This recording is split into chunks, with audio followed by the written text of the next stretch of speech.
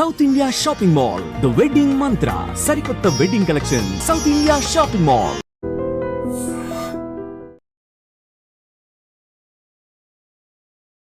నమస్కారం, welcome to I dream. ధర్మ మార్గం విత్ విజిత కార్యక్రమానికి స్వాగతం.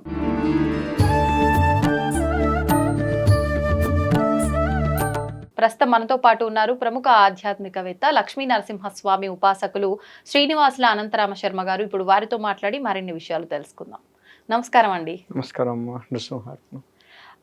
సాధారణంగా మనం నిత్యం వాడుతూ ఉంటాము ఒక రెండు పదాలు, పాపం పుణ్యం అని చెప్పి. అసలు ఏంటండి పాపం అంటే ఏంటి, పుణ్యం అంటే ఏంటి?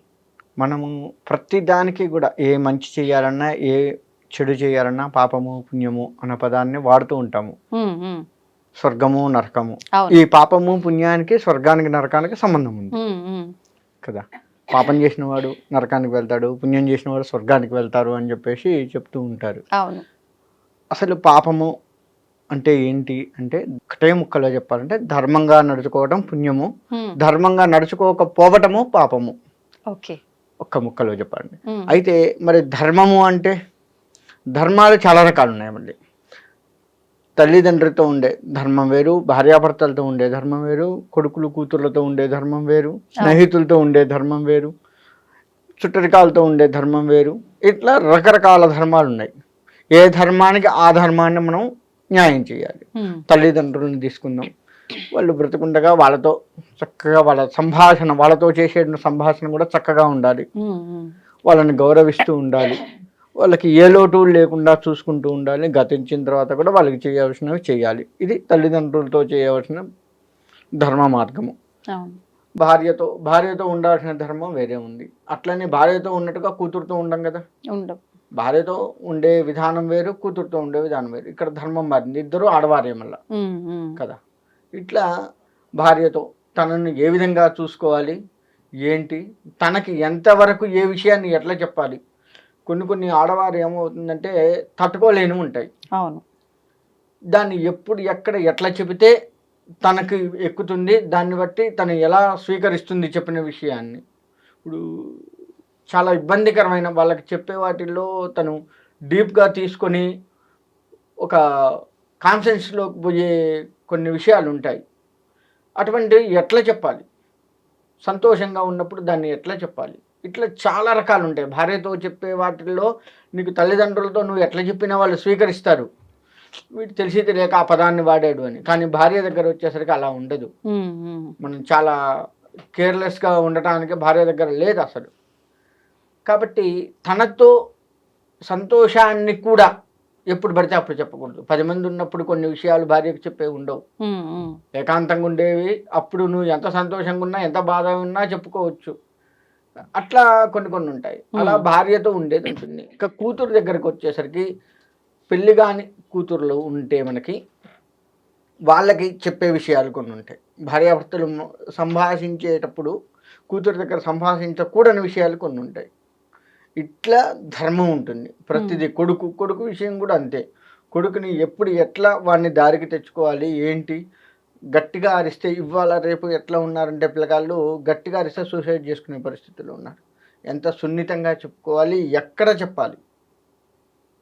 ఇప్పుడు వాళ్ళు చాలా కోపంగా చేసే పనులు కొన్ని ఉంటాయి. మనకు విపరీతమైన కోపం వస్తుంది, అయినా కానీ మనం దాన్ని దిగమింగుకొని కొంత అరిచినప్పటికీ ఎక్కువగా అరవకుండా మళ్ళీ వాళ్ళ మనసు నొచ్చుకో, ఎలా చెప్పాలి, ఎప్పుడు చెప్పాలో కూడా మనం జాగ్రత్తగా దగ్గరికి తీసుకొని ఆ విషయాన్ని ఎంత కోపంగా మనం ఉన్నా సరే ఎంత జాగ్రత్తగా వాళ్ళకు పిట్ట కథ టైపులో వాళ్ళ మేడకి ఎక్కించాలి.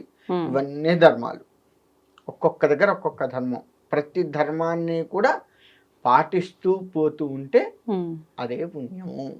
ఒక్కటే ముక్క.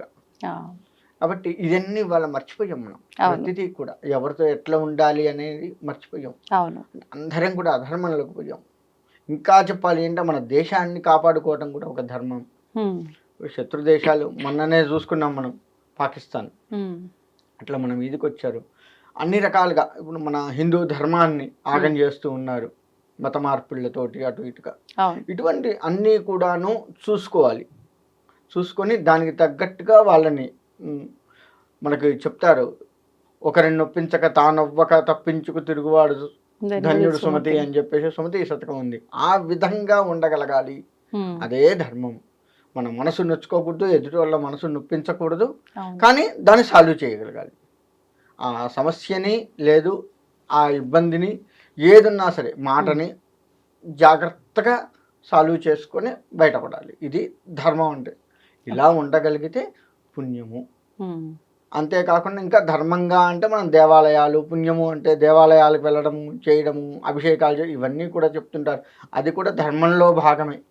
గుడికి వెళ్ళడము, శుచిగా ఉండడము, ఇంట్లో కూడా శుచి శుభ్రతలు పాటించడం, మడి ఆచారాలు అంటారు. అవన్నీ కూడా సాంప్రదాయంలోకి వచ్చేటువంటి ధర్మాలు. ఇంట్లో చేసేది ఆయా ప్రాంత ఆచారాలను కానీ ఆ ఇంటి ఆచారాలను కాపాడుకోవటం కానీ ఇదంతా కూడా మళ్ళీ ధర్మం కిందకి వస్తుంది. ఇంటి ఆచారాలు, ఇక్కడ ఇంటి ఆచారాలు అంటే మళ్ళీ కొంత ఇబ్బందులు వస్తూ ఉంటాయి. ఏంటంటే ఇప్పుడు పెళ్ళైన అమ్మాయి ఉంది, తన పుట్టింటి ఆచారాలు వేరే ఉంటాయి, అత్తగారింటి ఆచారాలు వేరే ఉంటాయి. తను ఒక 20 ఇవ్వాల మనకి వెనకట 8 ఏళ్ళకి చేసేది, తర్వాత 20 ఏళ్ళు, ఇప్పుడు 30 ఏళ్ళకి పెళ్ళిళ్ళు చేస్తున్నాం కదా. 30 ఏళ్ల పాటు ఆ అమ్మాయి తన ఇంటి ఆచారాలు, పుట్టింటి ఆచారాలు చూస్తూ ఉండి అత్తగారింటికి వచ్చిన తర్వాత ఈ 30 ఏళ్ళు అలవాటైన పిల్ల ఈ కొత్త ఆచారాలు ఏదైనా తగిలితే దీంట్లోకి మారడం కొంచెం కష్టం అవుతుంది కదా. కాబట్టి దాన్ని జాగ్రత్తగా ఆ అమ్మాయిని, అది కాదు మన ఇంట్లో ఇలా అని అమ్మాయిని చెప్పుకుంటూ తనకు అర్థమయ్యే రీతిలో అందులోకి తీసుకొచ్చి ఆ సాంప్రదాయాన్ని అలవాటు చేయాలి.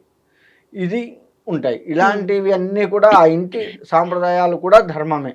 వాటిని కూడా ఆడవారు, ఇకపోతే మగవారు పురాతన వెనకటి నుంచి వస్తున్నటువంటి వాళ్ళ ఆచారాల వ్యవహారాలని కాపాడుకుంటూ ఒకవేళ అత్తగారింటికి వెళ్తే వాళ్ళకి ఏమన్నా సమస్యలు ఈ సాంప్రదాయంలో ఏమన్నా తెలియకపోతే పెద్దవాళ్ళని అడిగి తెలుసుకోవటమో, తనకు తెలిస్తే మీ ఇంట్లో వెనకటి నుంచి ఇట్లా ఉండేదట, ఎవరో చెప్పారు పెద్దవాళ్ళు, అడిగాను అని వాళ్ళకి తెలిసేటట్టుగా చెప్పటము, లేదా అసలైతే ఈ పద్ధతులు ఉంటాయని తనకు తెలిస్తే చెప్పటము, ఇదంతా ఒక రీతి. అత్తగారింటికి వెళ్తే మగవాడు ఇలా 2 రకాల సాంప్రదాయాలని మగవాడు కాపాడుకుంటూ, ఎక్కువగా అత్తగారింటి సాంప్రదాయాన్ని ఆడవారు కాపాడుకుంటూ రావడమే ధర్మము.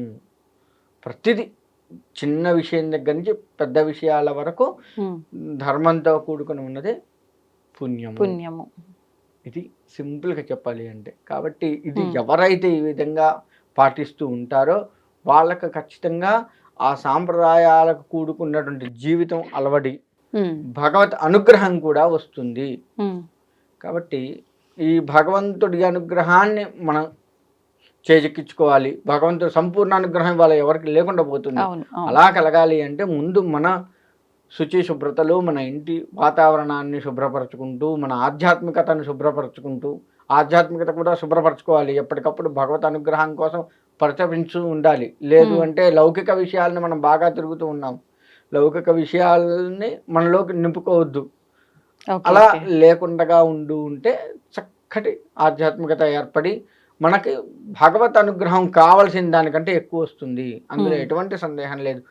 ధన్యవాదాలండి. మంచిదమ్మా. నృసింహార్పణ. తవ్వండి, తవ్వుతూనే శివలింగం. సరే దాన్ని అట్లా కప్పేసేయండి, చూపించదండి.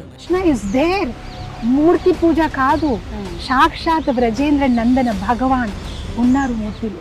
ఏమీ ఆశించకుండా ఆరాధించే వాళ్ళు కూడా ఉన్నారా ప్రభుజీ? నిజమైన భక్తి అంటే మనకు తెలియదు కాబట్టి